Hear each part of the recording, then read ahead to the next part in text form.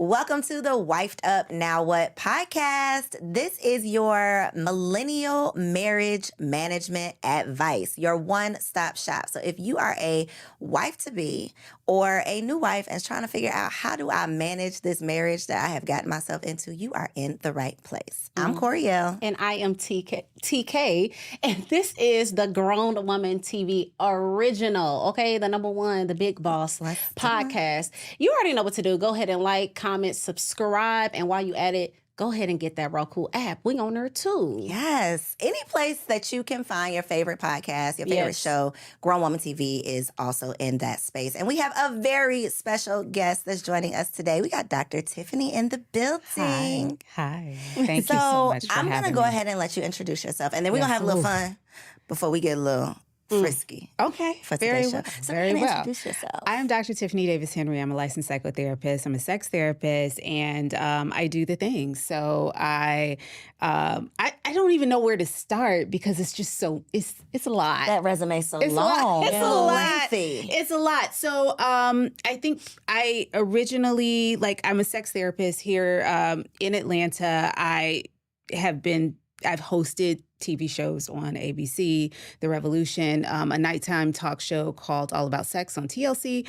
I've done Good Morning America, Today's Show, Dr. Oz, Steve Harvey, Drew Barrymore, The Talk, The View, all the things. Some respect on her name is what she's saying. Do some writing, have my own podcast, Intimate Details Podcast. I have a CBD line, Shop Kinky Green. Come on. Private practice here in Atlanta. Just a lot. All of the things. All the things. So if y'all can't read between the lines, this week's episode is entitled Wifey Keeps It Spicy. And we got we gotta keep spicy it doctor spicy herself in the building. Yes. And it's going to be a little juicy conversation, but it's a really important conversation as well. Very because important. when we look at the statistics around divorce, when we look at the leading causes of divorce, like sexual incompatibility, infidelity, all of these things are at the top of the list. And we know these things, but we're not really having conversations about it. A lot of these topics are taboo. And the whole point of this Wifed Up Now What podcast is like, okay, girl, I'm wifed up, but now what? Like, what do I do now? How do I keep this thing going?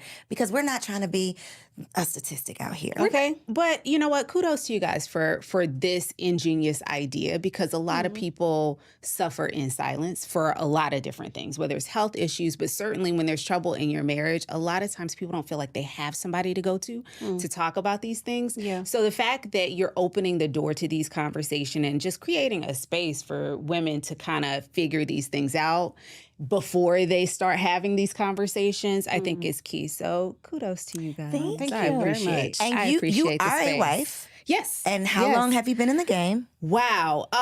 We got married in 2007. I'm not going to do the math because that's not my strong suit. We celebrate every single year. Yeah. But yeah, we got married in 2007. We dated though for 6 years prior to being married. So we have a 9-year-old daughter. So we partied hard and, loved on each other for a long period of time, got married, partied some more, and then, had a kid. And so I feel like our foundation because of that is really, really strong. Wow. And he married a sex therapist. So, things are great. That part. Okay. Things are great. Right. So who better to have here in the hot seat, right? Yeah.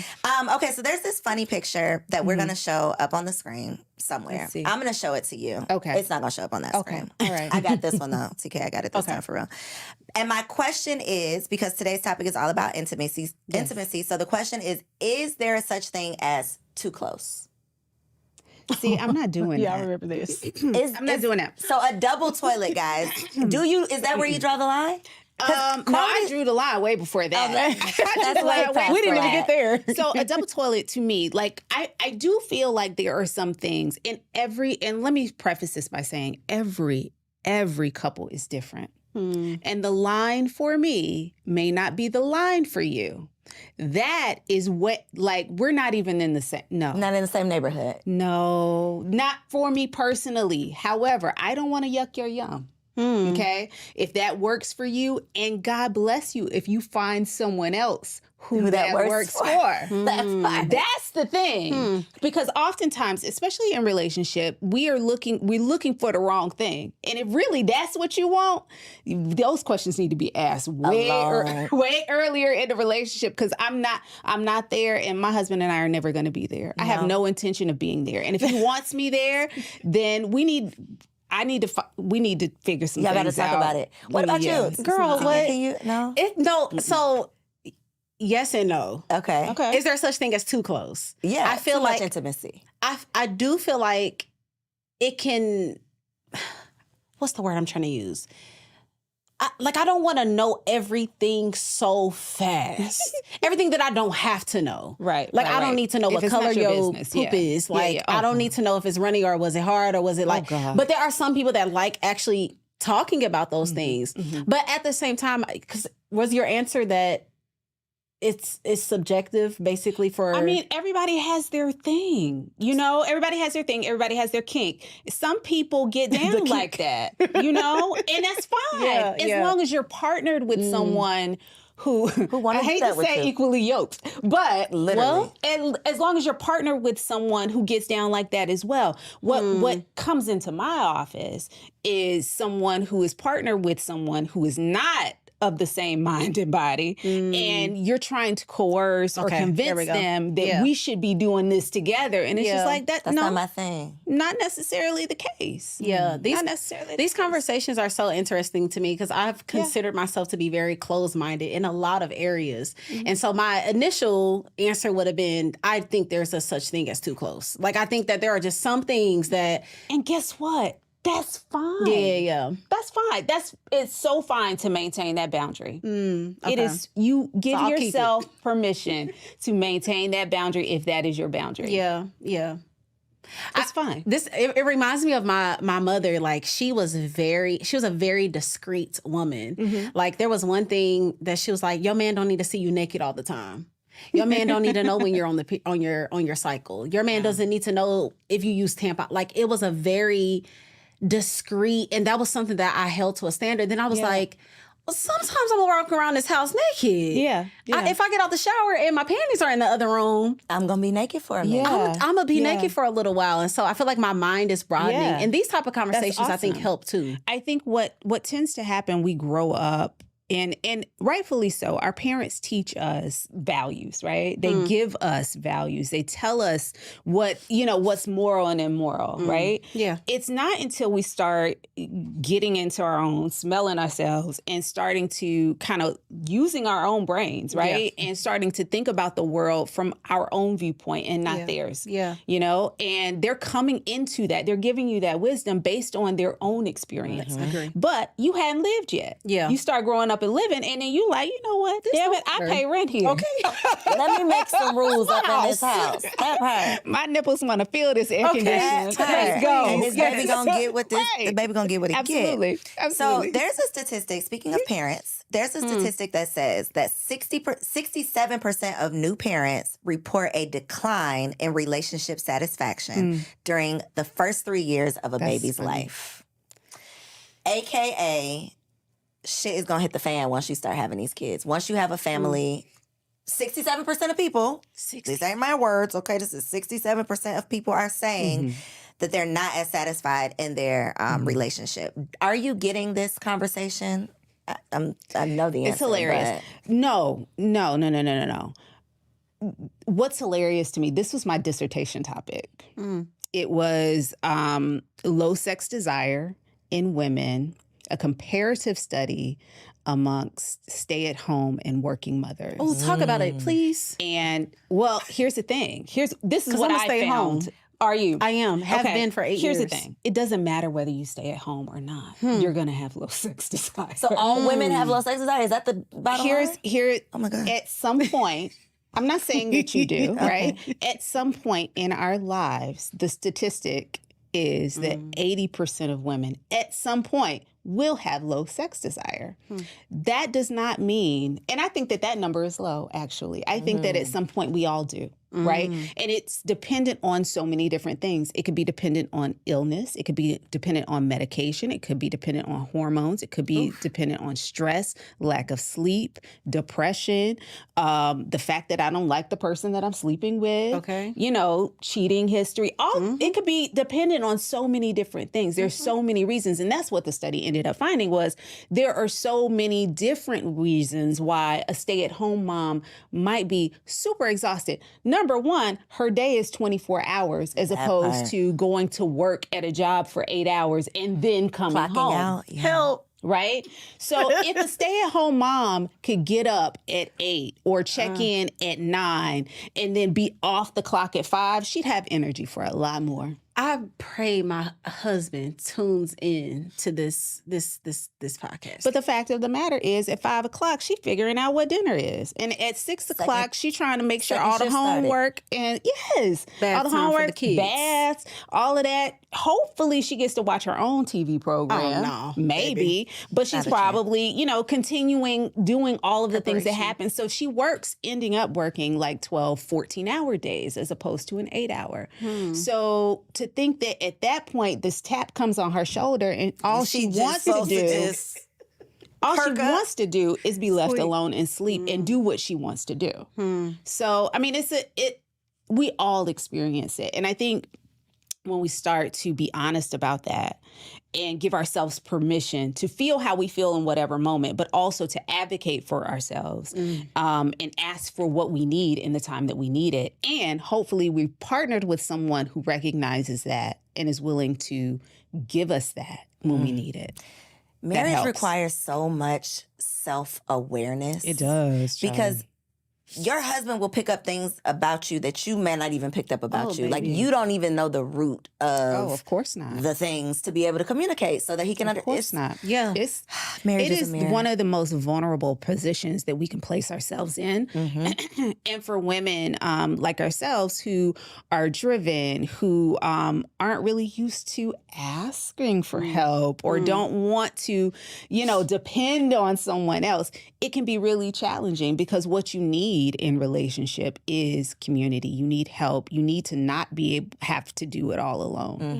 And when you get that, when you partner with someone and allow them in to pick all of that up and you can trust them to do it, you can trust them with your heart, you can trust them to do the thing. Whole nother layer. But when that happens, it doesn't matter as much that I'm as tired as I am.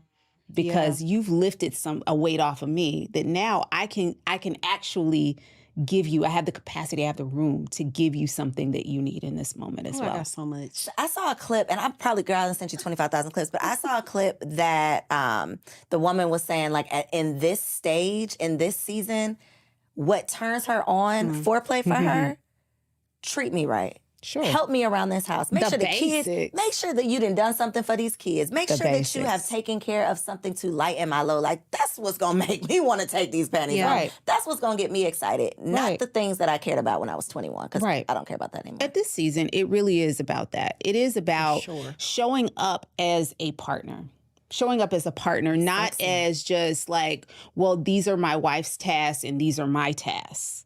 Because all of the tasks belong to both of us. Our tasks. Sure right. is. So if the kids need to be bathed, you're not really waiting on me to get the bath water running. If you see they dirty, tell them to get their asses upstairs and start running the bathtub. I feel like that's a language they have not tapped into. Well, and has it ever been required? Facts. Has it ever been required? And here's the thing, and I'm not saying we, right? But I'm saying as women, sometimes we've created a culture because we are exhausted. No. Because we are so damn good at it so much. We do it all. What we tend to do, and I don't want to put all women and all men in any category or any box, but what we tend to do, we see something that needs to be done and we do it. Yeah. That's true. We jump to it. That's true. We don't allow things to linger, honey. We ain't got time to tarry. Okay? When shit need to be done, we go do it. Okay? And that's how our minds work. And we're so fast with it. We are. It comes natural. You ain't even know you realize you're doing it. It's just whereas for them, that is not something that they as a culture, as a male culture, have ever had to do, especially if they've had a woman, a Black woman especially, that will pick that up, whether it be their mom, auntie, grandmother, sister, or whatever. Yeah. So what we have to learn is where we come from into relationship, where this person is coming. Because the things that we're mad at our spouses about and our partners about, it may be things that they don't even recognize about themselves. Going back to what you said, like you learn so much about yourself once you're in this type of relationship with someone. Yeah. You learn, damn, I am selfish. Shit, I didn't realize I was doing all of that. Because you've been with yourself only for so long. I don't pick up after myself. Oh, I could initiate helping out or getting dinner started when you're working late. I never really thought about it. I just thought you liked cooking all the time. I didn't realize that this was something I could take off your plate. Oh, I could wash the dishes since you cook. Yeah. Sure could. Are you feeling like most women are just having the difficulty in expressing it, or do you also think there is a layer into how we are expressing the need, you know what, for you to partner? A little bit of both. I do think that we walk into, I think our biggest mistake, one of our biggest mistakes is walking into a relationship thinking that our partner is just going to read our mind and understand what it is we want and need. But do you think it's because we do that? Because I feel like think that we over anticipate what the needs of everyone in the house is, and we go forth and fill those needs, fill in all those gaps and holes. For sure. And we want somebody to do that for us. No. Marry a woman. Marry You a do. woman. I think it's a man-woman thing. We want seriously. somebody, yes. I mean, I also think that we love in the way that we want to be loved. Think about love languages, you know? Yes. We love somebody down, trying to show them this is what I need. This is how I want to be loved. They're over there enjoying it. They love it. But that doesn't mean that that's their love language. I'm going to tell you, my husband told me that. I'm like, I'm cleaning this and I'm cooking gourmet meals. And he's like, babe, I really don't care at all about none of that. It could be a laundry, Not that you don't appreciate it. Definitely appreciate, but it's not thing. Yeah, that's not. You're doing it to show love, and he's like, and that's you what I can want. Fuck me, and I'll be good. That's all literally I need. it. He literally wants to be called Big Daddy and put it down on him. That's about it. But I'm over here cleaning, thinking he really wants this clean house. But it's like, oh, Let me figure out what you what actually you want. want. And so now that we know that, brother, let me tell you how you can get easy access to exactly what you want. If I come home, because I believe, back to what you were initially saying, foreplay starts well before the bedroom, you know? So foreplay for you looks like, I already called a housekeeper. She gonna be there on Friday at 10 o'clock. You leave the house. Sounds You good don't to even me. have to be there while she there. Leave the Now she house. putting you in the mood.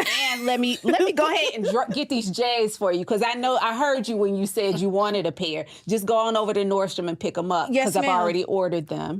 Get you some lunch while you're there. Call Co. Panera. She's gonna meet you for lunch. Oh my goodness. And Husbands, just I come hope y'all back. are watching. Just Literally- come back at 5 and everything will be done. I'll pick up the kids. Don't worry about it. I got this taken. Those are the acts of service that you need. And I promise you, she will not come home with panties on. what? That What? part. It'll be, we don't know where they at. The kids like, they ain't on. They're not here. I don't know where they at. Okay. Like, my hair is standing up. That's it, Oh, right? talk to me nice. Listen, but I think this is where that men are from Mars, women are from Venus things come from. It's like we are speaking. I'm over here speaking French. He's over here hearing Mandarin. We're having two totally different conversations. Yeah. And that to me is where this statistic, all of that comes from this disconnect in the communication. I need to learn to connect. Yeah. We got to get into Girl, we got to have Dr. Tiffany come on here and just say what the husbands need to hear. And then say, baby, listen to this episode and see what y'all think. So, ladies, send your man over to listen to this episode. Yes. So another statistic, which is going to hurt y'all men's feelings when you send them over here. By 70 years old, 60% of men have erectile dysfunction. I thought it was sooner than Is that true? And is there something that can be done? There's a lot that can be done. So erectile dysfunction, when we think about it, it's basically not being able to obtain or maintain an erection for as long as you want to. So they Okay. can Right. go ahead and get up. Maybe. But they might not It be might able be to just stay up. They may not be able to keep it up, Yeah. or it may not be as hard as they want, like, for as long as they want. And so certainly there are lots of things. And there's so many health conditions too that contribute to that. The one that pops into my mind always is diabetes or blood pressure issues. One of the best and worst gifts to this whole sexual revolution for men has been Viagra, Cialis, Levitra, all of that. It's a great drug. It's fantastic, but it's also a really tricky drug for a lot of people. Particularly as Black men, we know that we suffer from high blood pressure like nobody else. We know we suffer from diabetes like nobody else. Yep. These are both things that are dealing with our blood, sugar levels, all that, circulation, all of that kind of stuff, right? So, and I will be the first to tell you, I am not a medical doctor, but this is just what I know based on my experience, based on my studies, and based on the patients that I see. Erection is blood flow going to the penis, right? Blood pressure, Black men, high blood pressure, right? What are they on? They're on medications to lower their blood pressure. So what do you think that does to the penis? Oh my gosh. Lowers that pressure. Lowers the pressure, and so they start to have trouble with erections. We need some Right? those effects, like our brains explode. No, that literally, because I thought of a few men. Wow. I ain't even gonna lie. I'm like, yeah, he do got a high blood. And I heard about the wife was complaining about. And same thing with diabetes. A lot of times circulatory, they're having those circulatory issues as well. And, they're on medications to lower the blood pressure, to manage all of these things, but they also can disrupt blood flow going to the genitals as well. Wow. And so then the problem with medications like Cialis, Levitra, Viagra, not necessarily problems with those medications. When we don't understand the physiology of our bodies and we just go get one of these pills off the street because insurance and not having it, or having to just get one pill because they cost so much, right? You go and take this pill and you're undoing all of the good work that you're doing with this. Yes. And so you're seeing a lot of people in hospitals with heart issues or having heart attacks because they're taking something to raise their blood pressure that's already high. So I always ask people to just really be careful, be honest with your doctor about what it is you're taking, putting in and around your body, because that is something that is not to be, that you don't take erectile dysfunction lightly, but you also, if you have it, you really do want to talk to your doctor, because there could be a physiological reason, a medication issue that's causing it. And those are all things that can be adjusted. A lot of times people get what they'll self-diagnose with erectile dysfunction and just be like, okay, it's over. And it doesn't have to be the case. There could be a medication adjustment that can happen. There are certain exercises that you can do to help prolong. Or like Kegels for men?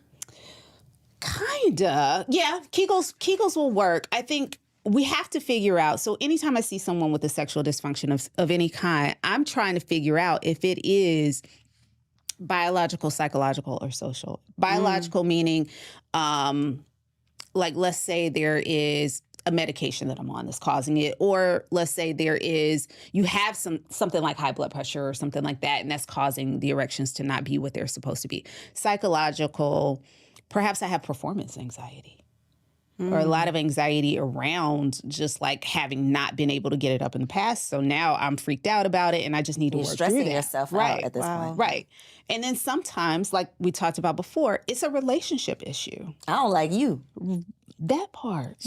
And when your vagina or your penis understands like what it's supposed to do, but your brain and your heart are like, that ain't it, it will not work. There's so many women that come in saying that they can't have an orgasm with their partner or can't have an orgasm, right? But then, we start peeling back those layers. It's really, oh no, I have an orgasm just fine when it's my toy. Okay. Or I've had one, all my life. Is okay, well then what's going on with this one, right? Is it that he's not hitting the corner? Or is it that he hits the corner too much and he's out of the house and he's not respectful and he's with all these other people, and that's what's not allowing you to give yourself fully to this person? your vagina is doing exactly what it's supposed to do. Wow. Your vagina is smarter than you are. You're trying to make this work. And your vagina's like, no, ma'am. we're not here Not for tonight. That part. We're not here for him. Wow. that. Yes. So, yeah. So your mind can want, Oh, for sure. but your heart is saying it's not safe. Or your body is physically Your body will shut down. Responding to There are this some person. times when Oh. your Or not. vagina, even or your penis, will just shut down on you, and it is not a medical issue. It has a lot more to do with either the psychology of what's going on. Maybe you're stressed. Maybe you're anxious. Maybe there's trauma. Maybe there's so many other things going on, or perhaps there's something wrong in this relationship that is not happening that should be happening, or vice versa, or. I mean, it could just be functional. It could be that like what you're doing is turning me off and I'm not able to do this. This is deep. This You know, is so there's deep. so many layers to it. But there's hope. Sure, of course. So that number does not surprise me that you said by age 70. By age 70, 60%.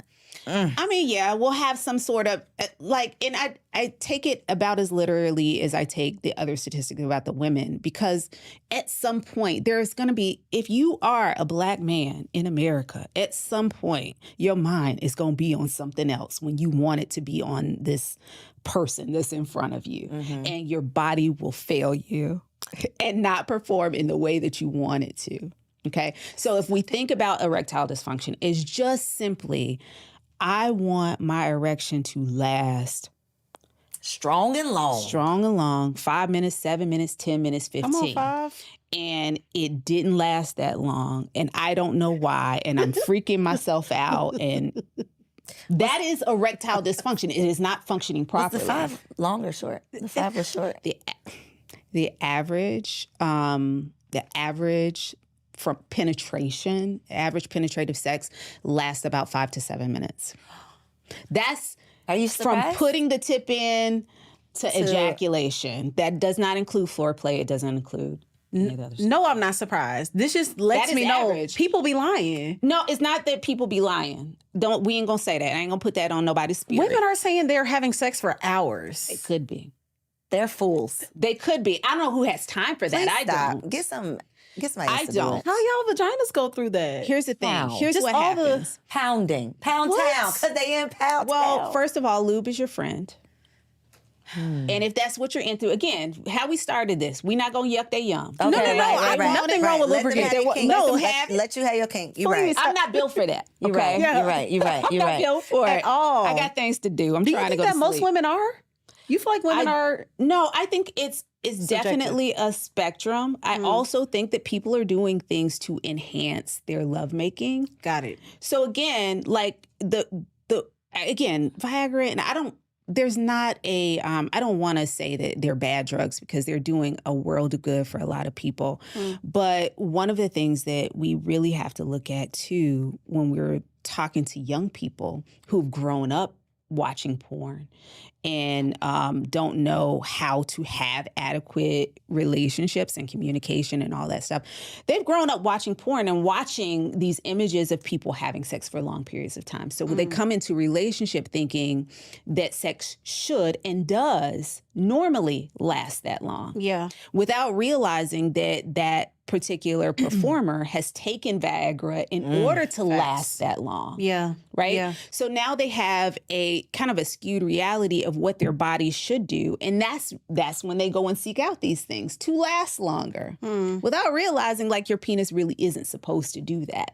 It doesn't need to do that every time. Sometimes you can trick yourself into lasting longer. There's like the pull out method where you start to feel yourself coming, you pull out, and that's what's happening. A lot of times that's what's happening when they pull out and then they want to eat you right quick Oh my and then go goodness. back in. Tell the secret. You know, it's because they're starting to feel themselves ejaculate or getting very close, and they're trying to like hold it off a little bit. That pisses me off like what are no you doing, other. sir? What are you would doing? Why would you do that? Why? Yeah. It's annoying, but it is. happens. Get your ass out of here. No, Wow. they're trying to make it last longer, though. This is For so good. who? Exactly. Get exactly. out of here. Why? No, Who that's- are you trying to impress? But this is a conversation in my house. Why do you need to do that? I know you. You mine. I want you forever. I don't care about you none of don't that. have to do that. But here's the thing. I'm impressed. They're already. trying to prolong Already. their experience. I'm glad you love me that much. But let's go to sleep. You see, what you want to sleep. What That's they the want love is language for thing, this huh? to have for go on for a little bit longer. Okay. Yeah. They're trying to extend it as long as possible because they have, and a lot of times they have that number in their heads.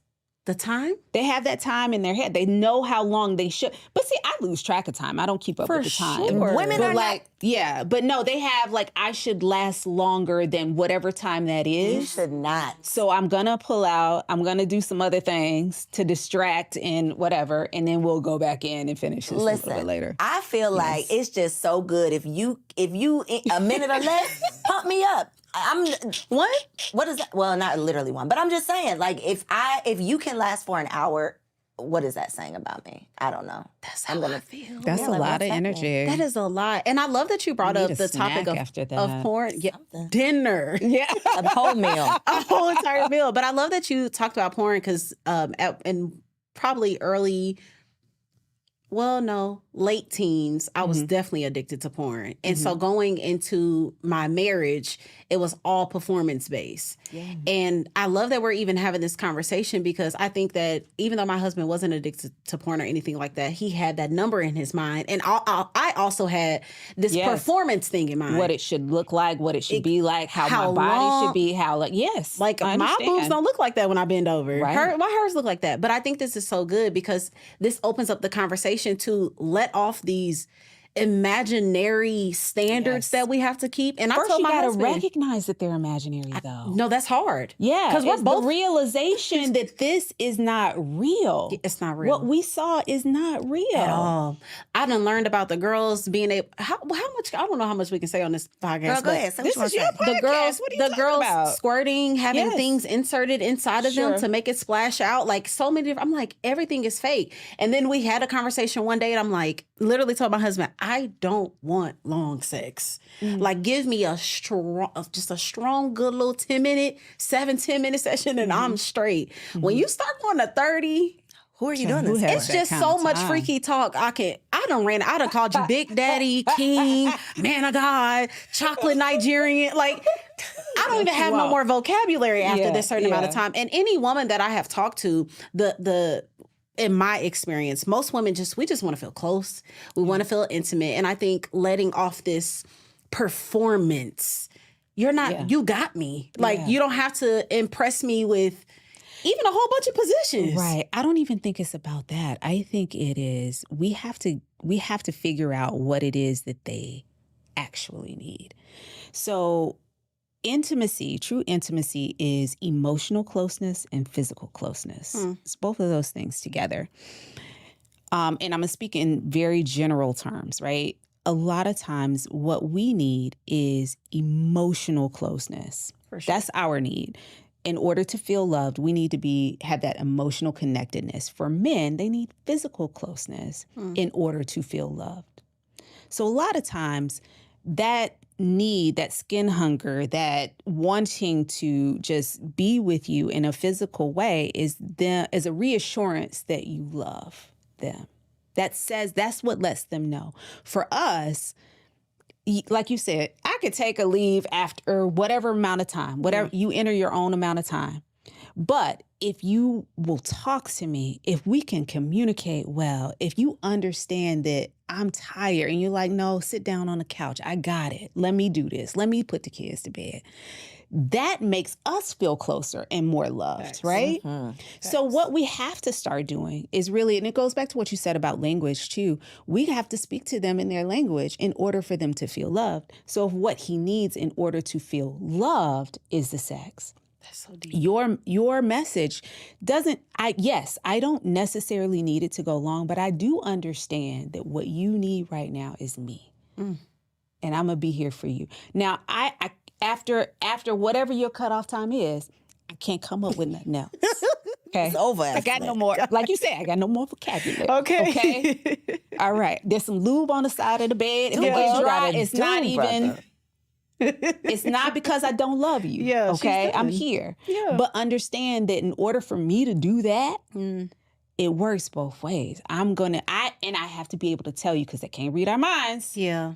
We got to be able to be a big girl and tell them, like, what I need is when you come home, if you can just give me 5 minutes, so that I can go sit down, because I've been looking at their asses all day and I'm sick and tired. I want to drop kick one of them. You know?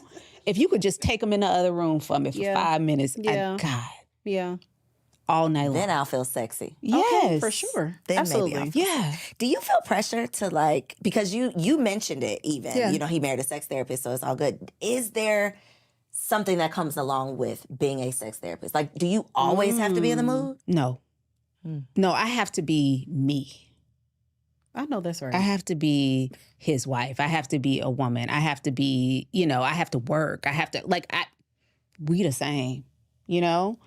I found someone who does not put unrealistic expectations. So if you think about, so when we met, I was working on my master's in psychology. So that was a whole other type of pressure, because when you marry someone who's a therapist, they always, or date someone that's a therapist, it's like, okay, is she psychoanalyzing me? Or is she thinking too deeply? And really, I'm lazy. I'm not really thinking about all that stuff. I'm off the clock. Like, I just want to be a human being, right? Yeah. And so the same thing as a sex therapist, I know a lot of things. I know a lot of tricks. Doesn't mean they interest me. Oh, that's right. But I like them. I like to know things. Yeah. I'm very curious about those things. So I can professionally tell you everything you want to know about sex, or at least know where to go get the information. I can look it up. But it doesn't necessarily mean that I'm interested in doing those things myself. And so he is someone that if I want to branch out and be more adventurous in a certain area, or be like, listen, let's try this tonight, he's game. But it's not a situation where he feels like, oh shit, I gotta, eat some Wheaties and take some vitamins and do all these things to keep up with you. No, because really I'm like you, I want to go to bed. I'm going night-night. Yes. Okay, my last statistic, and this one was a shocker for me. You have done so much research. I've done some research. I'm so proud. Because, I'm tired of the people saying the Black community needs to lose its podcast mics. Let me just tell y'all. I know. Who said that? The people are saying that. So I brought some real facts so y'all know that this is in 6 months they'll have a podcast. That part. Okay. Come on down to Elevate Studio when you are ready to record. But apparently 15 to 20% of marriages are sexless marriages, meaning no sex in 6 months or more. I'm sorry, what? I did not know this was a thing. I think that's correct.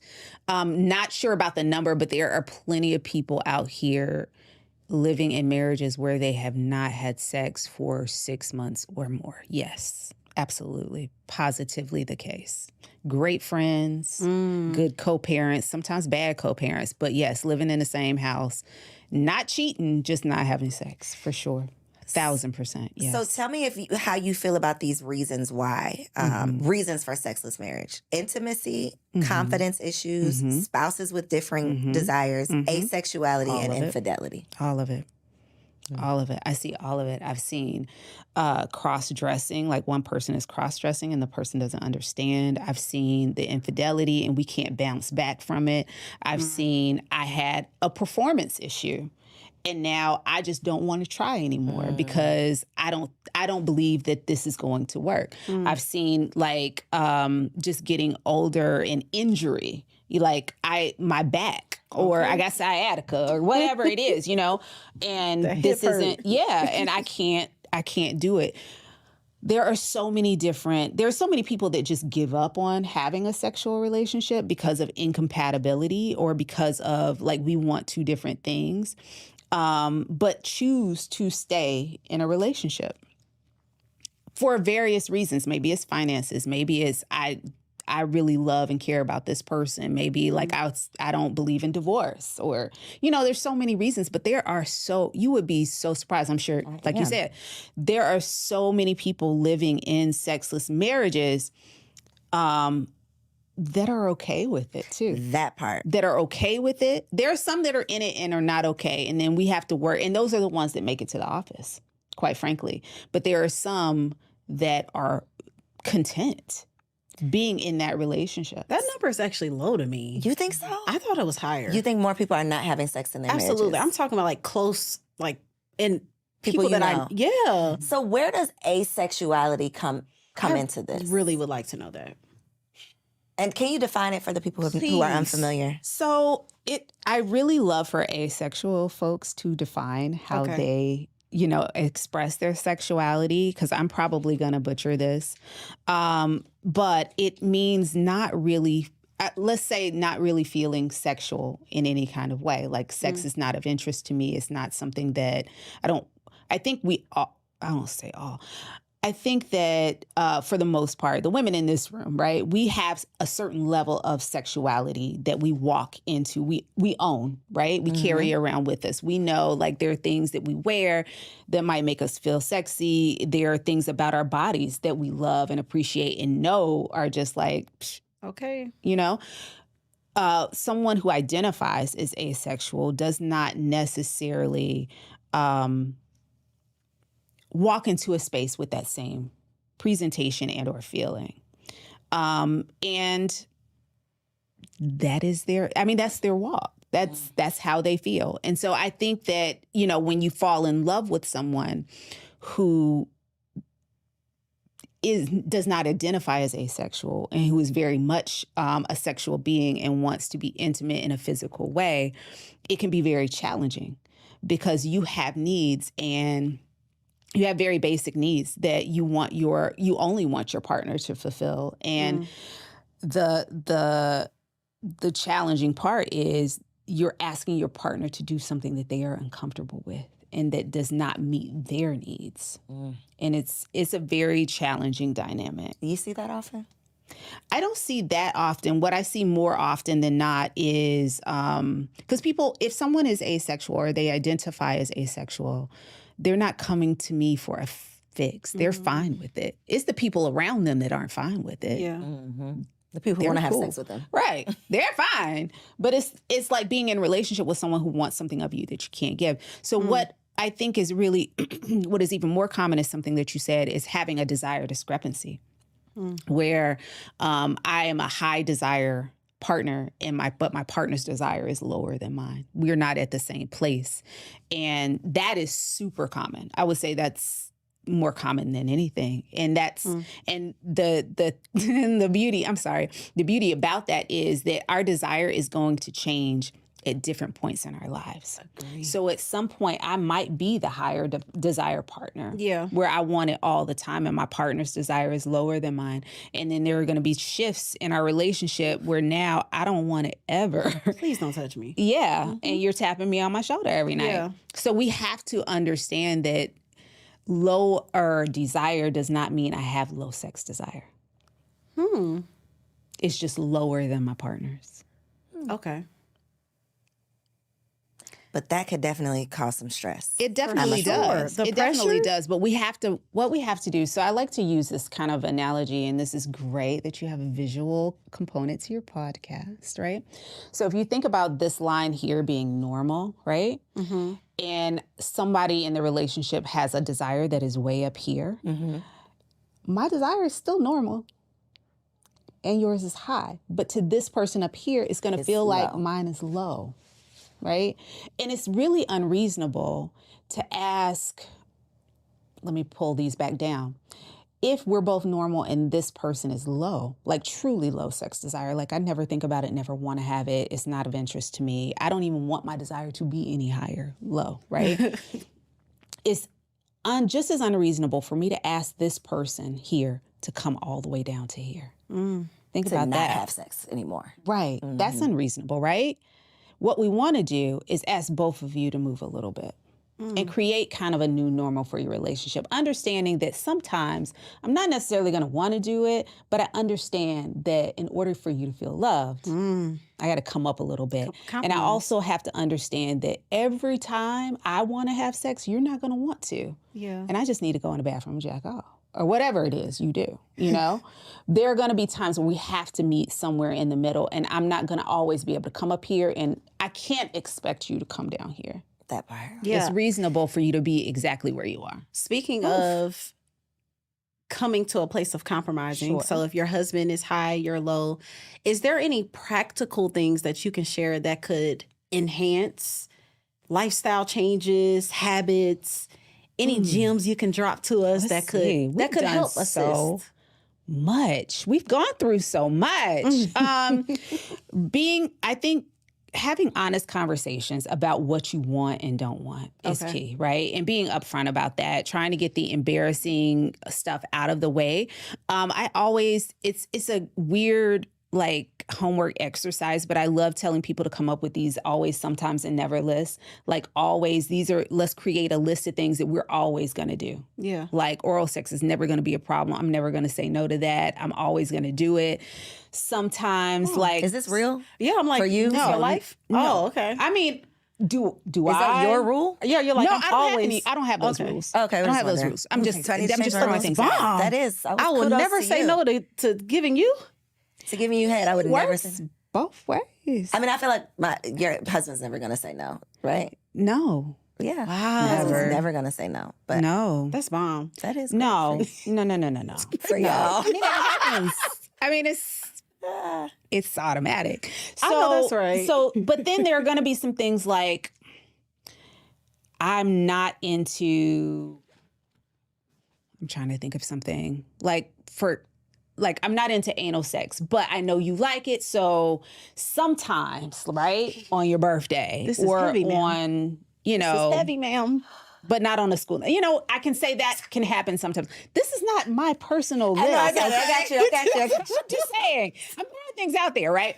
But then there are going to be some things that are non-negotiable. Like you will never tie me up, or I'm never going to, whatever it is your kink is, or turn you on, or something you like. Like I'm never going to let you put your finger in my ass and then put it in my vagina. Like that's not going to happen, right? Let's draw the line there. Wow. Okay? I mean, you asked for a line earlier. There it is. Thank you. There it is. Thank you. There is a line. Okay. Right. There it is. Wow. So I think coming up with these always, sometimes, and never lists are great to do up front. Like we don't need to be in the Always, bed sometimes, talking about never. this. This can happen at the Wait, kitchen say that table. again. We don't need to be in the bed talking about this. Always, sometimes, and never. Okay. So these are things that are you don't never have to ask. I'm always going to do it. Like we're always 69. Yes. Every single time. I don't care. Oh, yes. yes. Let's do it. Sometimes I felt like that was real. I felt that too. That was giving transparency. Go ahead. Sorry. Go ahead. Sorry. Perhaps it is. Perhaps it's not. We've been together a long time. Long time. I know that's right. But then, there are going to be things that are just like, it's not necessarily my thing, but I know it gets you off and you really love it. So, babes, you know what? Tonight, I'm going to do that. Wow. I don't feel like a lot. Well, in my experience, I don't feel like a lot of women are like that. Like if they don't want to do it, it's just hell no. It's not like You got to find your things. There are some middle grounds. I don't think that we talk about it enough That to is figure out true. what those middle grounds are. We do draw those lines in the sand, say, I'm not doing that, or no problem. Yeah. But I think there is some wiggle room. I do. I feel like there is for many, if we would have those conversations. What you thinking about, I Cole? know, right? Yeah, I could tell I was thinking about something. What? Because Middle we lady. have literally just, not you and I, me and my husband have been having this conversation. Y'all seen the clip with Kevin Gates spitting in Which that one? lady's stage? I mean, spitting in that lady's mouth. I on heard stage. about it. I didn't watch the clip. I got to draw a line there. And this was the thing I sent to my husband, like, yo, Don't you ever in your life. this is on the other side for me. Again, no judgment, do what y'all want to do. Yeah. But that to me is like, Yeah. there's a line between freaky and nasty, and that's on the nasty yeah, side for yeah, me. yeah, sure.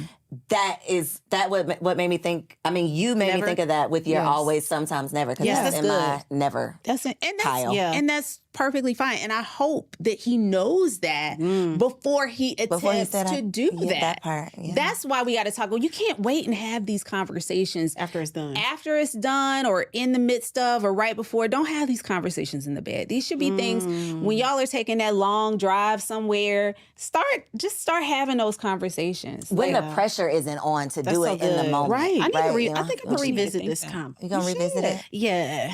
like For it sure. could be, and it could be even like going back to what you said about porn. And I don't know where you are in your journey. 0. But okay, great.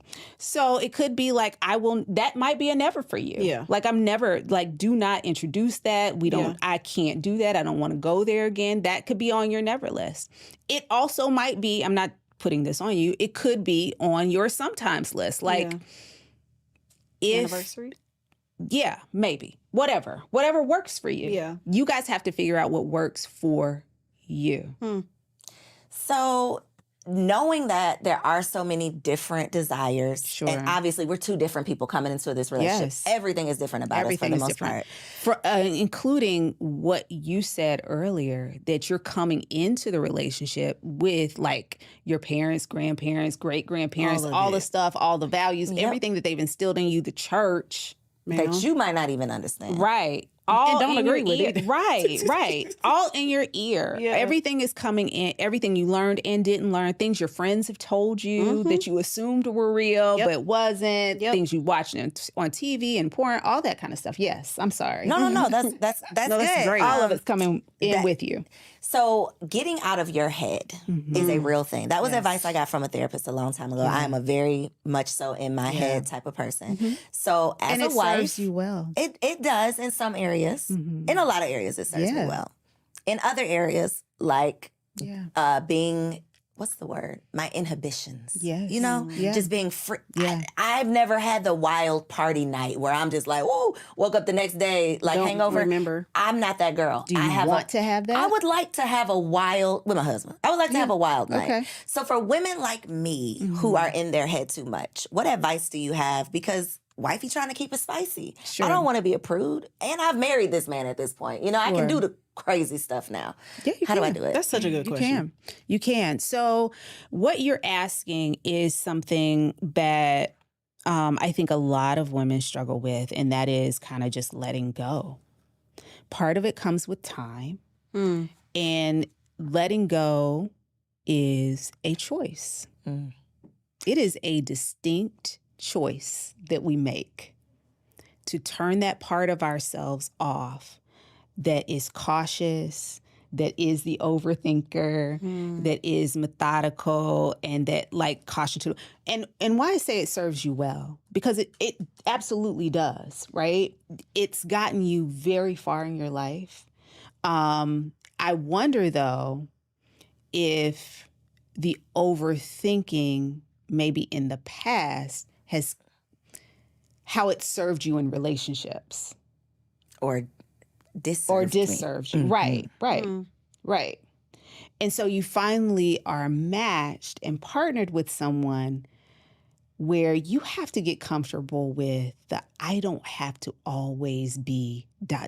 whatever that thing is that you feel like you always had to be previously, or maybe have to be at work, or maybe have to be when you go meet with your kid's teacher, or you have to be in social settings. You don't have to be that person with him. You could turn that on and off if you want to, and you have the power to turn that off and just be as free as you will allow yourself to be. You have to give yourself permission to be that person in those moments. I think I have to give myself drugs to be that person. You don't. Alcohol. I mean, they'll help. Okay. I mean, but you don't have to. You can give yourself permission. I think getting in touch with what you're really scared of. And she's about to turn this into a real therapy session. Don't do that, Dr. Tiffany. And you invited me here. Ma'am, you invited me here. I did. Go ahead, therapy's me. But no, you just have to get in touch with what it is you really want. Give yourself permission to be and do that. Know that you are safe. You trust him, right? He's not going to let anything happen to you. If you get completely out of pocket, he's the person you want to be with when you're doing that, right? And he's going to take care of you. I know I just met him, right? I sized him up already. I know that if you get too loose, he is going to be straight as an arrow. He is going to take care of the entire situation and hold it down. You can get as crazy as you want to. He got you. You got to know that. Thank you. Not me wanting to cry. You got to know that. Not even about me. So now you can do whatever you want. That man got you. He does. Period. I love this. Right? Hanging from the lampshade tonight. All right. You better. I'm going to report back. Please. I'm really not. I'm going to be sleepy when I get home. But I will do it one day. Maybe later this week. I mean, plan it out. Yes. Plan it out and just be like, you know what? What's your alter ego name? What is... Girl, I need one. Me too. Because, we need to come up with something. Wifey got to keep it spicy. What's your middle name? It's not. Oh, definitely mine. No. What is it? Mildred? What is it? It's Larissa. That's fantastic. I'm sorry? That is fantastic. Larissa. Okay. Yes. Does that sound So freaky to Larissa's you? coming Yes. home tonight. No, she's going to be there this weekend. Tonight, this she's tonight. sleeping. Yeah, She's no, not coming Larissa's tonight. not coming tonight. Okay. But no, Larissa, just let her come. She can be whoever you want her to be. Okay. Okay? And she's already in you. She's there. Allow her to be your Sasha Fierce. Allow her to be that person that you know. I mean, if you want to change her name, you can, but she's already there, honey. She's there. She's and in she's there. ready to work. Come on, ready to work. Okay. She's ready to work. Okay. So let her do what she do. I want to ask a question because I feel like this is something that's pretty popular with men feeling like I had her hanging on the chandeliers, just doing the do when we were dating. And now that we're married, it's giving dry. It's giving boring. She don't know how to ride no more. It's just missionary and from the back. What is something that you can speak to the men in explanation? And have you seen that where men are complaining like, she was all of this when she was trying to get me, and now it's like, here. I think we have to look at both sides of it, honestly, because there are things that men do as well in dating that they stop doing. Talk about it. After marriage, right?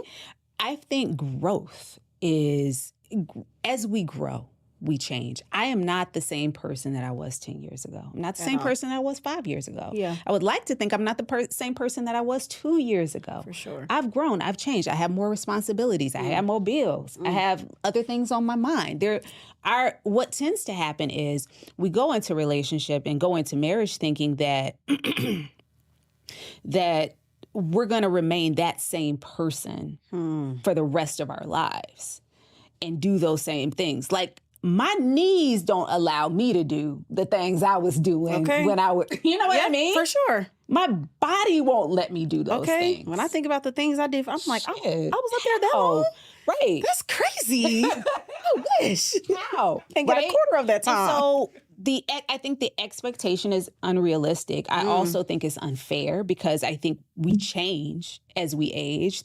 We have different things on our minds, different things weighing on us, different responsibilities. I also think that there is a mindset of, I think we have a fairy tale. A lot of us have a fairy tale, men and women, of what marriage will do. That after this piece of paper is signed, things are going to be ... whatever kind of way, whatever you have in your head, right? sure. And the reality is that is a piece of paper. Yeah. And the marriage is not simply about our sexual relationship. Now I'm freaking tied to you. Like you're part of my responsibility. For sure. There's a lot of pressure. We're building things together. Yeah. So my mind isn't necessarily on, let me get this man. I got this man. Right? Or I got this woman. So now I'm focused on the next thing that we're building. Maybe it's kids. Maybe it's getting a house. Maybe it's getting out of debt. Maybe it's going up a corporate ladder. Maybe it's, building brands and things like that. Like we're thinking about a lot of different things. And I don't think our minds, especially as women, our minds aren't as hyper-focused on sex. I think the mistake, I'm sorry, in your example is, in that way of thinking, is these are the things that I have to do in order to get this person. Right? So when you hear that from someone, they're thinking, I have to do all of these things in order to get this person to marry me or to get this person to be in a relationship with me. Yeah. But that's not sustainable. My advice would be, whatever you're doing now, can you keep up with that? Because it's got to be in here. It's got to be genuine. And if you're a high drive person and that's just how you roll, then yes, that will continue. But for a lot of us, it is not sustainable. For sure. Especially when you have kids. Yeah. Like how? How? Kids, I didn't have businesses. nothing to do before. For now sure. I have everything to Right. do. And the That's big. expectation of your partner has to change. And it should, especially if he or she is truly your partner and in these trenches with you. All of our responsibilities are changing. Right. Not just mine. Because you should be as tired as I am. Okay. Okay. You should be as tired as I am. But on next week's episode, you are not tired at the end of the day, What about sir. that? something is wrong with the math us. ain't mathing. For Yeah, sure. something Something's wrong with something ain't us. working over because here. we both should be equally as involved, invested, tired, strung out, whatever. Because this is our responsibility. It's going to feel and look different on both parts because we're two different people, and our responsibilities are our level of expertise in these areas are going to be different. There are some things that you're going to take charge in because you just know it off, like you just do that. And there are other things that he's going to take a lead in and worry about, but you should both be putting in the same amount of energy into those things. Yeah. So if he is putting in a lot of energy into someone else with his cheating ass, and you decide to take him back, because this happens, right? Real life, this happens. We know the statistics. I don't have the stats on that, but we've heard all the statistics. Sure. What is your advice for intimacy for a wife who decides to stay after infidelity? I'm just going to change your question a little bit and just say the person that decides to stay. That was a real biased way I asked that question. I was assuming the man was a cheater. I did. You're right. I did. And I say that just because I've seen both, where the female partner has cheated and the male partner has cheated. If it's a heterosexual relationship, it may not be. And I like to refer to it as the person who was unfaithful and the person who was hurt. Okay. Because those are two different places that we're coming from. So I'll give you a statistic since you don't have one on this. Okay. It takes about 2 years to get past an affair. Like to get over it fully? To move past it, yeah. I don't know that you're ever really over it. It's always, it gets smaller and smaller and further back in your mind. But it does, you don't forget it, you know? But it does take 2 years, at least about 2 years roughly, to move past it. The challenge is the unfaithful partner wants that 2 years to move very quickly. They want you, like I've said, I'm sorry, what else do you want me to do? I'm here, what else do you want me to do? I'm not seeing her anymore. What do you want me to do, right? And they want you to move very fast and very quickly through your grieving process of this old relationship and how these things went, and they want you to forgive and let's move on. The hurt partner, though, also has to, and this is a little challenging. We have to think about, as the hurt partner, what did I do or not do that made being unfaithful a viable option? That's a hard one. And I'm not saying you want to blame the victim, okay? I'm not saying we're victim blaming here, or that the person who was cheated on is responsible for that. The person that stepped out in the relationship is the one that's responsible for the action that they did. What I am saying is we have to look. I really always like to look at, okay, how could I have done things differently? And it may be that I couldn't have done anything. I'm perfect, right? I'd like to think that. But we also have to think, is there something that I'm doing or not doing that made this a more attractive option? I can take some responsibility for some things. Perhaps every time you walk in the door, I say very negative things to you. I don't support you. I flirt with my coworkers, but I've never crossed that line. Or I talk down to you. I never want to have sex. Like there may be things that I'm doing that make you feel like I don't like this. And I just thought that cheating was a great option, and it clearly was not, you know? So I think that we have to think about affairs and the recovery from an affair in more of a longer process, that it takes people time to figure out their roles, whether you're the hurt person or the unfaithful person. You got to figure out how you got there. Both people have to figure out how they individually got there, and then do the work. In couples work, I oftentimes will have the couple as a client and then encourage them both to do some individual therapy, because there is so much that we can learn about ourselves in an affair. And sometimes doing that individual work can make the couple stronger, because you start to understand, okay, here's something about myself that I recognize. I never I never was vulnerable enough with you. I never let you in. I never acted as though I even needed you in this relationship. And so you felt validated outside of the relationship when really I need to work a little bit more on making sure that you feel loved, appreciated, needed in this household. I wasn't doing that.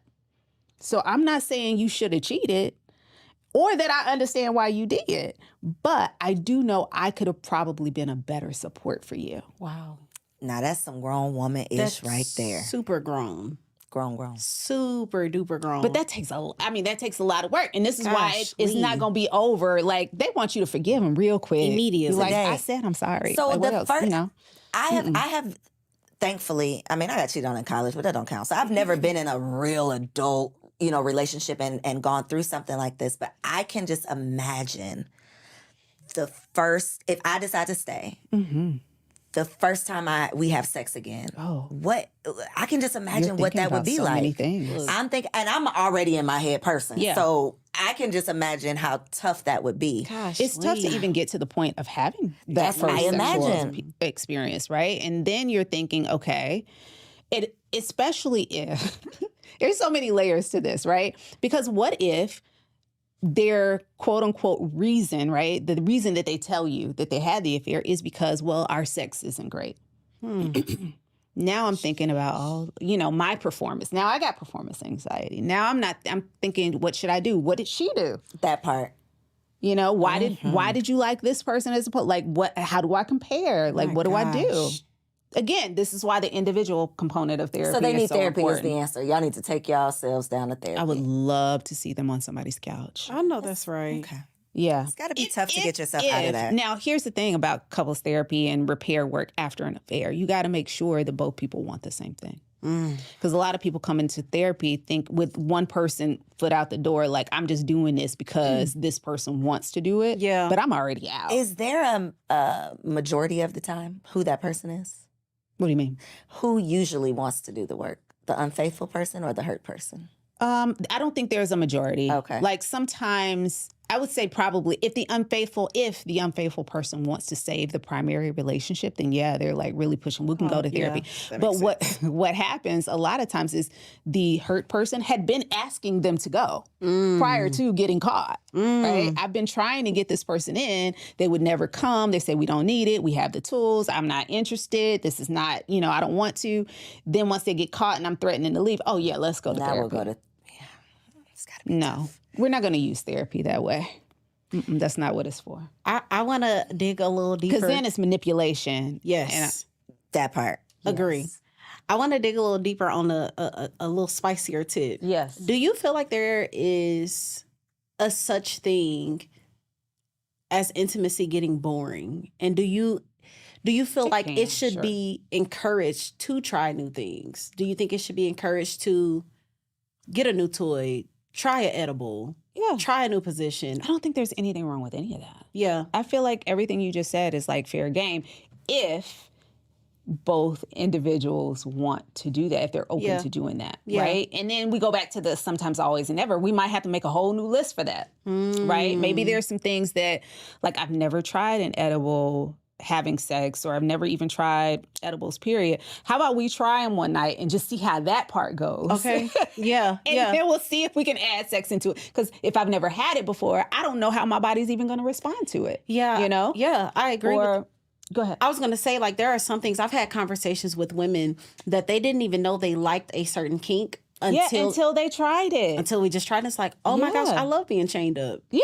Oh my God. And it's like, well, if we would have never explored, and the reason why I asked this is that I feel like, so me and my husband, we have a marriage ministry. We have talked to so many different married couples. And a lot of times the men are complaining that the women are doing the same thing, or they're lazy, or, they nothing has changed. And so I'm interested to see, like, do we think that some things can stay the same? Or as we get older, if we want a long-lasting marriage, should it be like, no, we need to pull out the horse tonight? A horse? I don't know. Is that a real thing? I have no idea. It I just can be. looked it It's up. about to be. Right. It's about to be. Just like No. trying new things. Or do you feel like It really depends on your partner, right? I don't think I do not think there's anything wrong with anything that you just said. And I think that we have to, if there are things that we're interested in doing, we have to be able to share that with our partner. I think the problem is historically in our relationships, we haven't been able to have those types of conversations about sexual exploration, about the things that have interested us, that we're interested in, about the things we've always wanted to try, but never had that person that we felt free enough to try it with. Yeah. So we have to start having those conversations early. I think the challenge usually is that now you're springing it on me. Ooh, you want me to go from doing nothing or a missionary position to a horse. Right. And I don't even know, and we ain't even talked about nothing in between. Can we build up to that? Like, you're just springing this on me because, like, you're sexually frustrated, which I get. Yeah. But how about we, again, have this conversation outside of the bedroom? For sure. You know, not during intimate time. Yeah. Where we can talk about these things like, okay, you're interested in, okay, how about this? How about I've never introduced a sex toy. How about we go to the sex shop together on a date night? And we'll pick out something together. Or maybe I'll pick out something and you pick out something. And then we'll come home and figure out how we're going to use these things. Yeah. Like, there are so many different ways to incorporate it. I think sometimes we surprise someone with something. Like, you can't just whip out your, 18 your anal beads. Right. Yeah, your 18-inch card and be like, let's do this. 18, wow. How? I'm like, Googling is our so many canal that things. long? No No, way. it's 4 inches. Oh, wow. Yeah. Wait, So are we're stretching it out of... what's happening? Oh, How does The it go? barrel of the vagina is only about 4 to 5 inches long. Yes. barrel of the vagina? Yeah. So if anyone is like, they're 12 inches, like, They're a liar. I can do something with about half of that, but the other half that's all you. What's the average size? Of a penis? Uh-huh. That I don't know. That's a great question because the size changes, As you get older? Yes, but no, when it's flaccid and then when it's hard. So, yeah. Oh, Jesus, y'all, this is a little... I have to go read my textbook on that one. Yeah, I would love I to know forgot that. number. Come on, I would I'll love to know email that. you. Please do. I'll let you know. I would love to know Okay, I that. have one last question before we... Yes. And this is not on the paper. But before we get to our game, from a sex therapist, Yes. what is your advice on threesomes for married couples? I have not had a threesome. I feel like I should put that disclaimer out there because my mom or somebody might watch this. But go ahead. I think that, again, you got to know, okay, threesomes, open marriages, that kind of thing, polyamory, whatever. You really have to know yourself. And you got to be honest with yourself about what you can and cannot do, what you can and cannot tolerate, what you can and cannot put up with. I know for me, I don't share. I want to focus on one person, and I want that one person to focus on me. So I know that I am not cut out for that life, okay? I also know that I'm not going to be good watching or giving permission for my partner to do anything with anybody else but me. But that's me. I think too often people find out or they're introduced to threesomes or open marriages, open relationships by a partner who wants to explore that, or that's something that they're used to and that they've always done and that's their thing. And a partner will go along with it in order to either please, keep, maintain, whatever, that relationship. And if you can't handle it, you got to be honest about it. And you have to let it go because it will do nothing but break your heart. I have had so many couples come in where, again, there's this desire discrepancy where one person is very much gung-ho. The other one might have agreed to it at some point and said, yeah, I'm open to trying it or I'm willing to do it. And then they realize that they can't, that it's too much and that and then they don't know how to get out of it. They come to you? Because, they don't know how to get out of it because it's like, I did agree to this, but I don't like it. And the other person is in very deep and it's just like, I am loving this. Right, paradise. And you were okay with it. You gave permission for it, so I'm good. Yeah. It's a very, very tricky type of relationship, and it is not for everybody. And I'm not saying don't try it, but be very honest with yourself about what you can tolerate and what you absolutely know that you cannot. And if you are the jealous type, it is not for you. Okay, not for I me. have so many directions I want to go in that. What you want to say, girl? So, one, I am with you. I first of all, my faith and my belief, I believe that man and woman are made to be two people in a marriage. But when I hear this movement of threesomes and the poly or whatever and all of that, something that you said that I have not experienced, but have been around people that have experienced is he was into that or she was into that. And so he's a great man. Like there was someone that I know who never was in a poly relationship, but she was like, there's really not too many great men left. And if this is his requirement, I'll be okay with that. And so, but are you really okay with it? Like, of course not. Yeah. And my point that I'm making is I haven't met too many, let me say this to be very clear. I haven't met any women that have had threesomes, that have been in poly relationships, that was doing that before, that was really into it. It was something that was typically introduced by the man. It's like, well, he's a good man.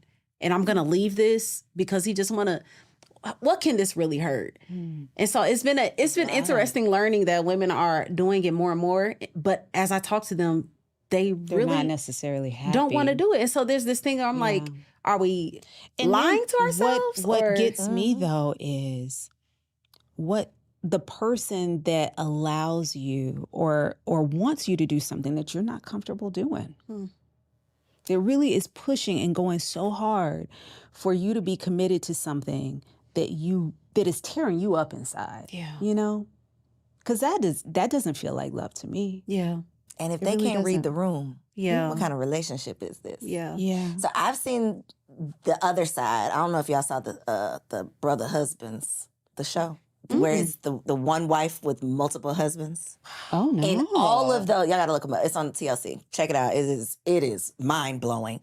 But on that show, it's the opposite. So all of the wives, it's like 3 or 4 couples, but all of the wives were basically cheating on the husbands. And then the husband didn't want to leave the wife, so they just decided to open up their marriage. And that's how they ended up being poly. But I have not seen a couple where we were both into this, we both decided to do it. Yeah. They might say that, but if you dig a little bit deeper, it's always like, well, one has started to step out, or well, one was starting to feel some type of way. And in order for us to keep this together, And based on my professional opinion, right? It never fixes the relationship. Introducing somebody else into your relationship is never going to fix the primary relationship. It does.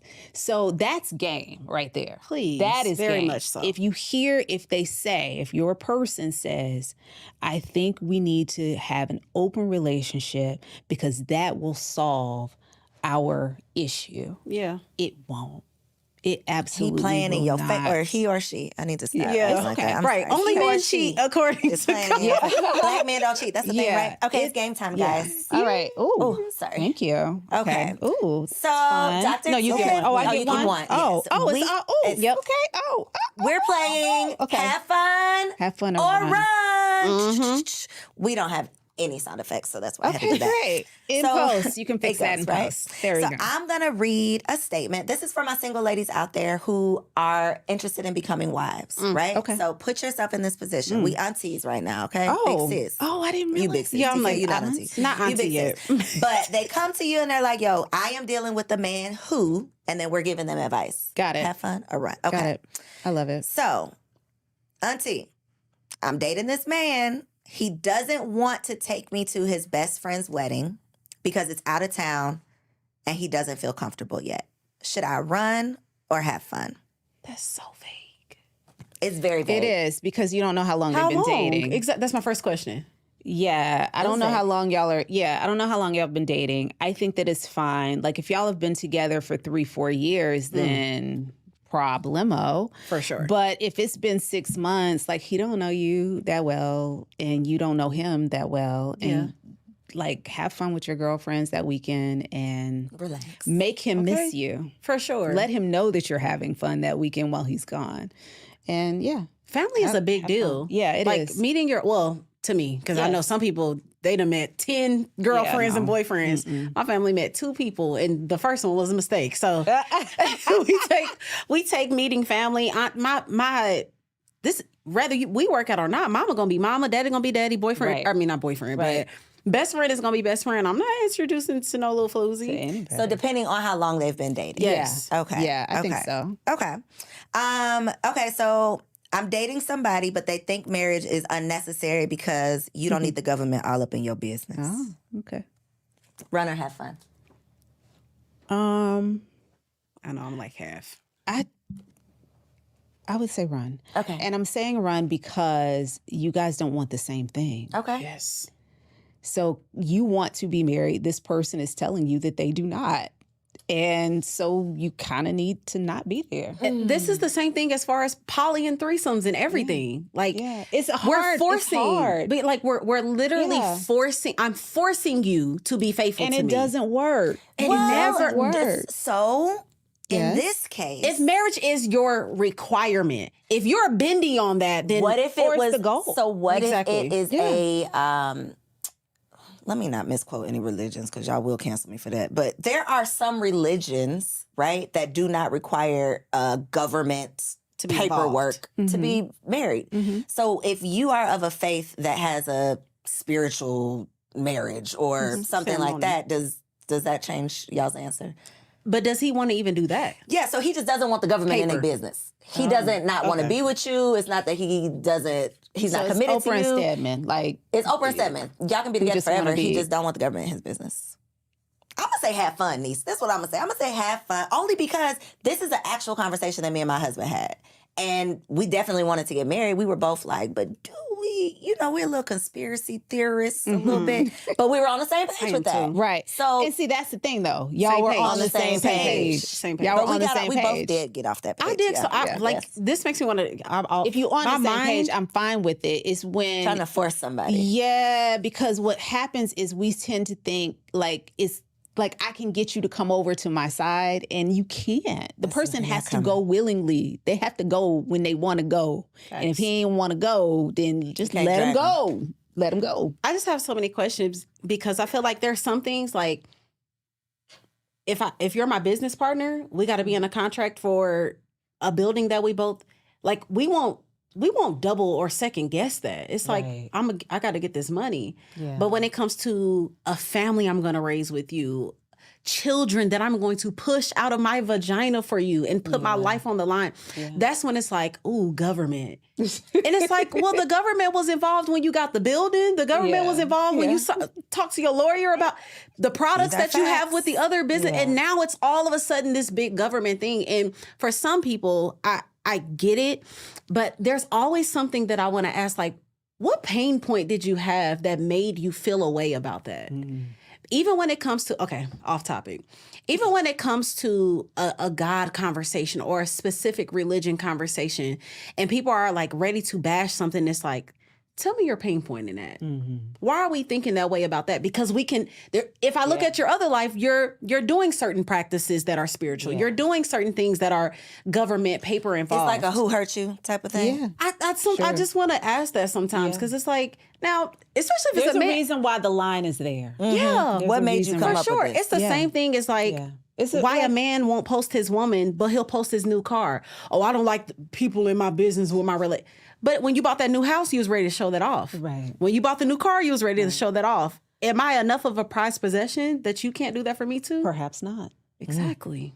Perhaps Deep, not. deep run on that one. Okay, so I'm dating somebody. Ooh, I already know y'all answer. He wants to try an open relationship because he thinks we both need more freedom. Are you kidding? I'm sorry, I should have skipped wish. that one. I Okay. wish. All right. No, girl. Last but not least, he isn't interested in living together until you are engaged. What? I think that's a phenomenal idea. Please don't move in. She's like, I'm proud to be different. If I had listen, I am so pro shacking. Oh wait, I think I gave the wrong answer. I'm fine with. No, I said have fun. I mean, Wait, no. what did I say? What? Read the question what's the again. question? Oh yeah. Okay. He isn't interested. He does not want to live together until y'all are engaged. Okay. Yeah. That's you Yes. said the right I thing. think I'm fine with it. I'm fine with it either Is that way. my Like if answer? they, but if You he don't think y'all should live together, is what you're Right. saying. Okay. Boom. Yes. I'm sorry. Right. That's what you're saying too. Yeah, I'm just thinking through why I'm feeling that way because I'm fine if they decided. Here's the thing: you've got two different people who have different views on this thing, right? She wants to. I'm assuming she wants to move in prior to getting engaged. He's saying, "I want to wait until we're engaged to live together." I think that is fine. If they wanted to do it beforehand, I would think that was fine too. I think there is something to living apart and getting to know yourself and having your own space and your own things. I also think that there is benefit in living together prior to marriage because you learn so much about a person prior. So I think if that's where the line is, then fine. I know at some point before we get married, we're going to be living together. And if it takes us knowing that we're actually in the process of building something, because great, I'm glad that we're living together once we decide to get married because we need to cut down on some of these expenses because our wedding might be fire and I might need the extra cash, you know? So perhaps we need to combine forces at that point, and I'm fine with that. I don't see anything wrong with it, but I also don't see anything wrong with what you're saying. But yeah, like. But here's the thing. Why does he not want to live together? Because he hiding stuff and he wants you to have that ring on your finger so it's too late. And so you can't leave. That is why you feel that way. You say I'm scarred. Who hurt me? Yeah. This was my situation. Yeah. And if I had not moved in with it, if we had not lived together, I would not have known what I needed to know to get out of that relationship. Oh, I never would have thought of that. Yeah.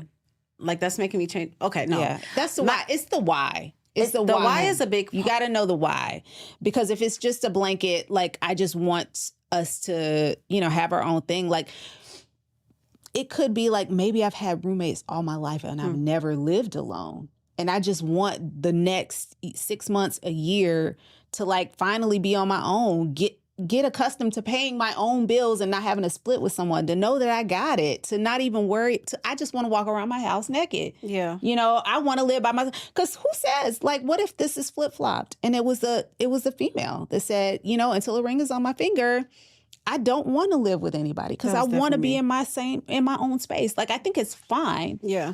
But the why is important. Like if it's because you got something to hide or you running a whole bunch of other chicks through there, then we got problems. And us not living together isn't the problem. It's the fact that you're doing something that I don't need you to be doing if we're trying to build you think something. I'm not going to find out about? Yeah. So you're changing your answer? No, I was... It's a complicated answer. It's complicated. It makes me think about certain things in my marriage that... So me and my husband did shack up for sure. We definitely lived together before we got married. And I sometimes I think that we have an opportunity to run from stuff that's not runnable when we're exposed to certain things. So for instance, let's say, we're living with a guy and he's, I don't know, just ultra messy or something. And it really ticks you off. And so you leave. You leave the relationship because y'all did move in. And then you look back and be like, that wasn't as bad. a good reason to leave. Yeah. And so sometimes I think that it can harm the relationship to be exposed to things because when you're dating, I mean, I know everybody don't believe this because people think you can get married and leave. We don't believe in divorce unless you beat me up or cheat or whatever. But I think that it kind of sets up a system of people that are runners. In some cases, yes, things are exposed and you needed to see that. In some other cases, women have left good men have left good women because, she don't cook as much. She don't, and it's like you didn't even learn how to have conversations. You didn't learn how you date, in my opinion, is how you marry. So if you run, and you look back and you're like, dang, that was a good man. He just didn't put his socks in the basket. Was that enough for me to leave the relationship? So it's... Yeah. And then, okay, another reason is I think you shouldn't move in is I think dating should be dating. I think that we should go on a date and go home. Agree. I think that we should go out, have a You're blast. like together. We should go. I'm with you though. That's all. It's something about being able to go in your house, lock the door, and be on your own. Like you can literally, and not to say that you know everything about somebody when you live with them, but there's just a certain level of intimacy in the day-to-day that you can't You don't know until you live with them. Yeah. enough about just a random thing that's going to happen when you wake up tomorrow morning. It's the experience. Me seeing how you deal with the entire day, because you can put on a good mood and have a good spirit, a good attitude when for you this with me. hour that we're on this date. Yeah. But when your mama pissed you off, what are you doing? Yeah. You know, like when you had a rough day at work, how are you handling it when you walk through the door versus I see you 2 days later and you've cooled off? Like I want to be able to see you. Yeah. I want to see all of you before I sign up. I do. Yeah, Absolutely. and really commit to that thing. So you don't feel like you can see all of a man unless you live with him? Again, I'm speaking from a scarred PTSD position But let's say it happened again. Let's say you met somebody again and you're like, let's move in, and then it didn't work again. And then again. Because I do know women that have absolutely lived with like 6 men. Yeah, no. Absolutely. No, it's got to be. A limit? Well, it's a time. We would have to be dating for a minute for me. Okay. I don't think you should just be moving in with everybody. So, Like the intention would have to be that something is Leading. that part. Yeah. The intention is marriage, but we're not engaged yet. Yeah. So yeah, the intention is there. So you are kind of playing marriage. So I last guess. question. Okay. Is there a certain time that you're like, it's been a year, let's do it. It's been 6 months. I don't have the time. I don't have a time. I don't think like short relationships really do make me nervous. Not personally, but like when I see someone where a relationship is moving very, very quickly, like we met each other and then 2 weeks later we're moving in together, and like that's absurd to me. I do believe, I've heard this before, and I do believe that like seeing someone, and you kind of hinted to that in a minute ago, seeing someone in every season. Like being with someone for a full year, seeing how they deal with stress, how they deal with work, how they deal with grief and loss, how they deal with, I don't know, with arguments, how they deal with, like you need to see all the sides of a person before you can commit to like, this is mine, this is my person, and I want to be with them for the rest of my life. I have seasonal depression. You done moved in the summer. You met them in the spring. Right. Summer, now they're a whole different person when the winter roll around. Yeah. That's true. And you looking crazy. That's very true. Yep. Okay, so we are going to do our Wifey for Lifey segment. This is our segment where we just try to figure out how we're going to stay wives for life. Oh boy. So my question is, how do I take my boss hat off when I'm at home? Because that's a major complaint for a lot of men, especially men who are dating or married to high achieving women, right? Who are running the show out in these streets. When you get home, what advice do you have? You're asking me. I'm asking you. Oh, okay, great. So that is such a great question. And I have to say that their partner is the answer to that. Their partner is the answer to that. We have to be, as strong women who wear those hats, who do have a hard time like relinquishing, they have to be partnered with someone who they can trust to take it off for. You asked before, like, who hurt you, right? The question that I ask a lot of times with people is, who dropped you? I felt that in my spirit. Who did you trust that just kind of let you go? Didn't pick up the ball, didn't do what they said they were going to do, because that's where we start to overfunction. And when you understand that overfunctioning and overthinking is a trauma response, that you are Therapy. responding. We invited a therapist. We need a did. tissue. Right? That you are responding and acting in this way Wow. because someone has hurt you deeply in the past, and you have said to yourself, I will never go through that again. That is why you choose the right person. Because you cannot, especially as a Black woman in America, you cannot, should not carry all of that with you every hour of the day. You have to pick someone that, not just someone who's good in bed, or not just someone, okay, I'm gonna fuck him like whatever, and then once we're married, I don't have to. No, you got to pick the person where you don't have to do all of the heavy lifting, where you can start to let go and you can say, you know what? I don't got it. And I really need somebody else to have it so I can fully not have it for the next hour, week, weekend, month, whatever. I need to take care of myself because I am drowning right now. And know that that person is going to jump in and get it for you. That's what we need to be looking for. The right partner. Right. What was your question? That is though? it. No. How do you take off the boss hat? It's Jesus. pick the right partner. Pick the right person. My gosh. And then if you realize that you haven't, right? Because that's A thing too. a thing. You got to see if they want to be that person. Not try, and I did not say make them into that person. See if that's who they want to be. If they want to be the person, if they're saying, babe, I want to take something off of your plate. Okay. What would Jesus do? Okay. I'm going to give you something real little first. Yeah, okay. See what you do with that. Yeah, that part. And see if I can trust you with more. Yeah. So I'm not going to turn over everything to you because I got trust issues. Okay? This is a trust Baby exercise steps. for me. This is so good. But if you're telling me you want to help out, okay, can you pick up the kids on Thursday so that I can go to my therapy appointment and I don't have to cancel it for the 5th time? Can you take some time off work so that I can go get X, Y, and Z done because I'm running around here crazy? Can you, give them little things to do? Okay, let them prove themselves. Here you go. Yeah. See how you do with this little task. Because where we make the mistake is, okay, I ain't doing shit else. I'm going to bed, closing the room. I'm not doing, and then they fail, and you're like, see, I can't trust you with nothing. No, that's definitely my story. I don't stop unless I crash.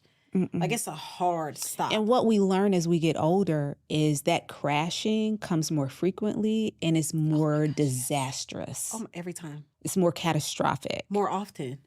Yeah, for sure. Like, I physically get sick. The capacity of what we can handle it diminishes. So we have to start doing a better job. This was just so good. And I hope that y'all are catching this because I feel like we're in a culture of boss women and boss chicks, which is phenomenal. We're more educated. We're making more money.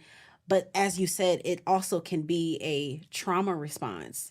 And in my life, in the women that I know, oh my gosh, disappointed back to back to back from the men that we dated to our fathers, to our uncles. Yeah.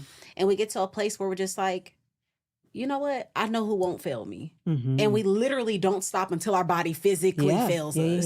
Yeah. We literally don't stop until our body. Like, my husband literally pointed out the other day, he was like, I get a sinus infection every time I crash. It's literally habitual. So you know. Didn't even know though.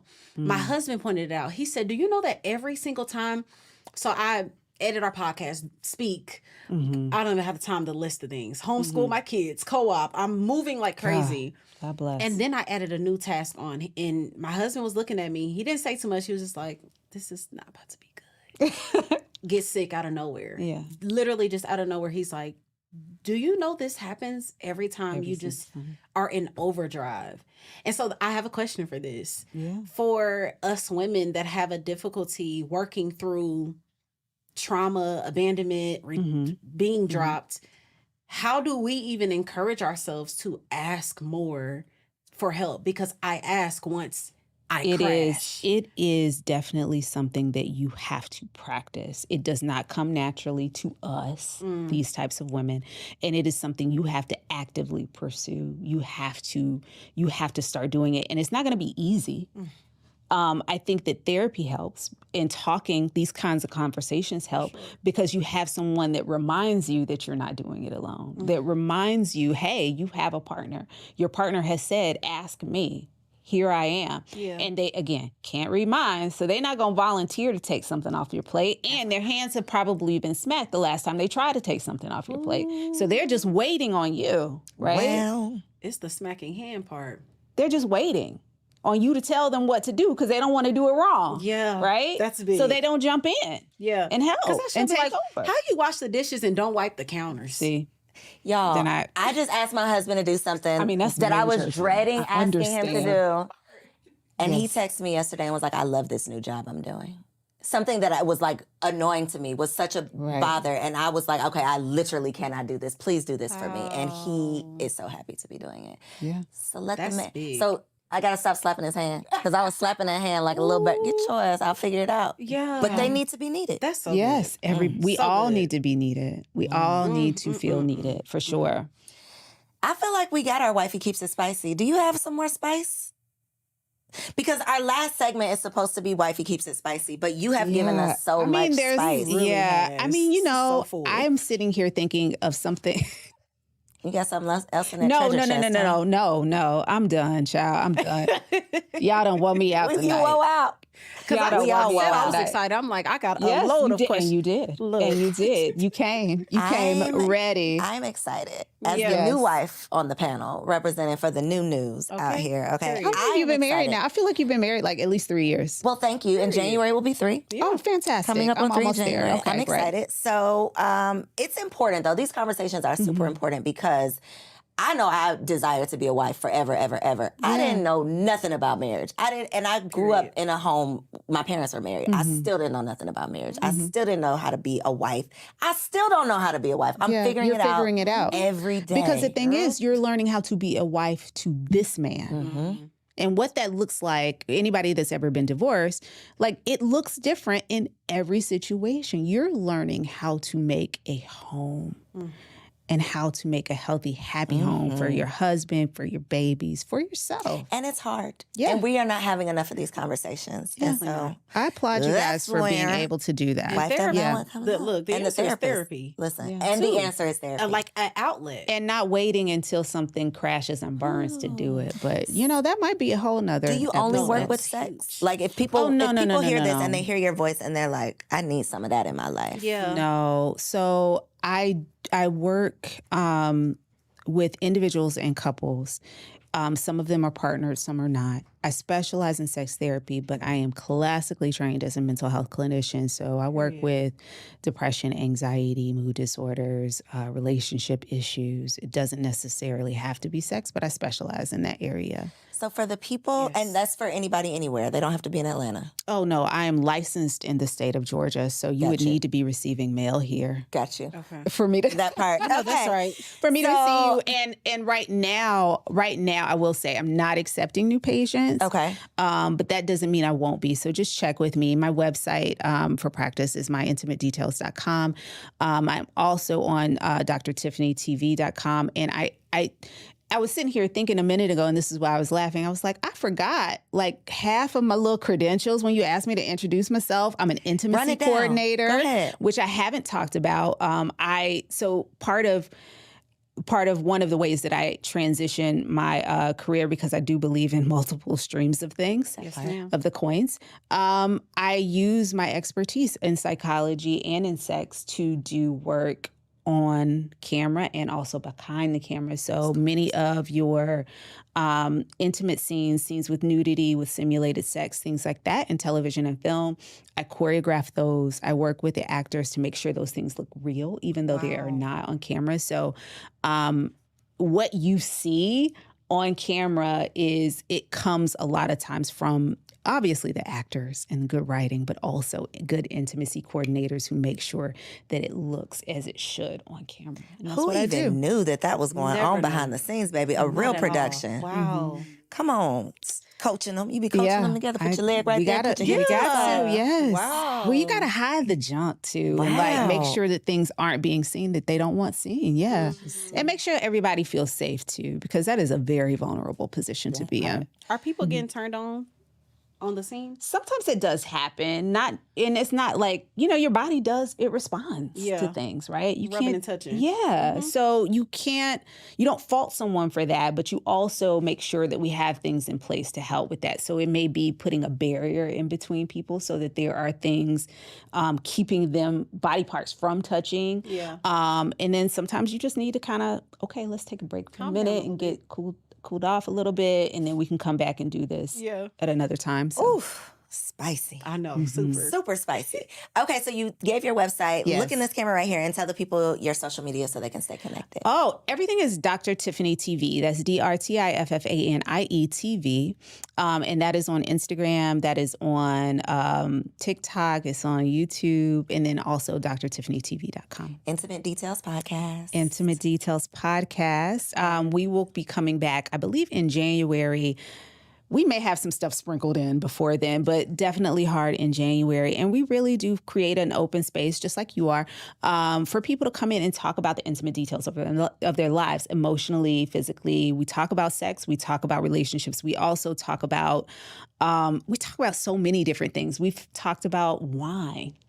We've talked about, different types of medical issues. We've had some GYNs on the show to talk about stuff that's going on with females. I mean, we talk about everything. Everything runs. No, it really, really phenomenal. runs. Yeah. And so it's been a really great podcast to do. I've had a lot of fun with it. And so much so that I needed a little bit of a break to kind of recalibrate. It was and heavy. It was very heavy. And it made me kind of readjust kind of how I wanted to do this next season and next iteration of episodes. And I'm really excited for what we have going forward. We're excited. Because Thank if y'all you. enjoy this episode, you definitely have to make sure you go over and subscribe Thank you. to Dr. Tiff's podcast. Thank you very Intimate much. Details. We'll make sure we link it down below. Thank you so much. I Y'all, appreciate that, sis.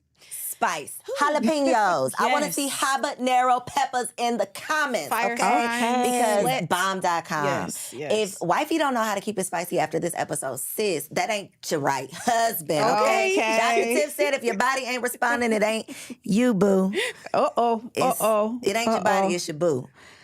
I mean, it could. She ain't say that. There's a I lot of said. things. Yeah, you guys. I listen. said that was me. Yeah, that's what you wife heard. Up now, That's don't what you come looking for heard. her. Come looking for me. Make sure y'all like, comment, subscribe, share this video, all of the things. This is a Grown Woman TV original. See you next week.